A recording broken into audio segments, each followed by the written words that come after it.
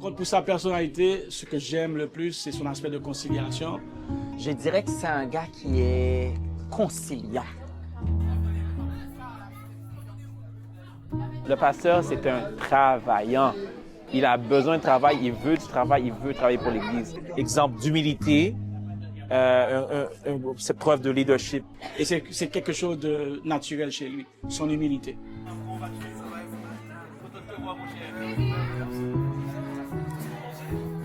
Pasteur Georges, c'est l'homme qu'il fallait à l'église de Laval-Ouest. Je pense que le pasteur est humble, dans le vrai sens du terme, c'est-à-dire que moi, quand je le côtoie dans les comités d'église, par exemple, il sait ce qu'il sait, il sait aussi ce qu'il ne sait pas. Puis il n'a pas peur de demander de l'aide pour qu'on l'aide dans des domaines où il sait que ce n'est pas sa force. Mais le pasteur, si tu lui dis qu'il y a quelque chose qui ne va pas, il ne se sent pas trop élevé, trop à un niveau trop élevé pour ne pas entendre ses collaborateurs. Ça, c'est quelque chose que j'aime. Il cherche beaucoup plus à avoir une église conciliante, une église unie, une église en harmonie qu'une église qui soit dans la discorde. Et c'est ce que j'aime le plus avec lui. Pasteur Georges a proposé à l'église le corps du Virgile matinal. Donc c'était le poumon de l'église à cette époque-là. L'église avait besoin de prière et il a trouvé juste le point nécessaire pour aider à l'église de marcher spirituellement avec le Seigneur. Le Dieu de la victoire, il est le Dieu de l'impossible, le Dieu des cas impossibles. Il était là pour militer pour l'évangélisation. Il est le premier à se lever pour les réunions de prière. Il était là à chaque jour et il prie pour tous les membres de l'Église.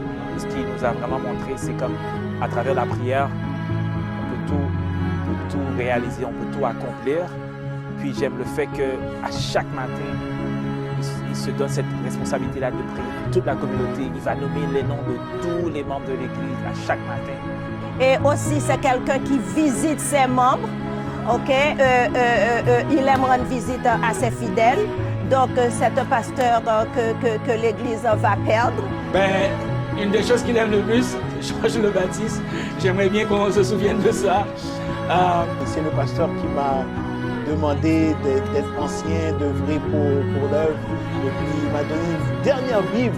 Donc, forcément, je peux pas oublier pasteur Georges. On te dit merci de ce que tu étais là pour nous, OK? Tu as été un bon collaborateur.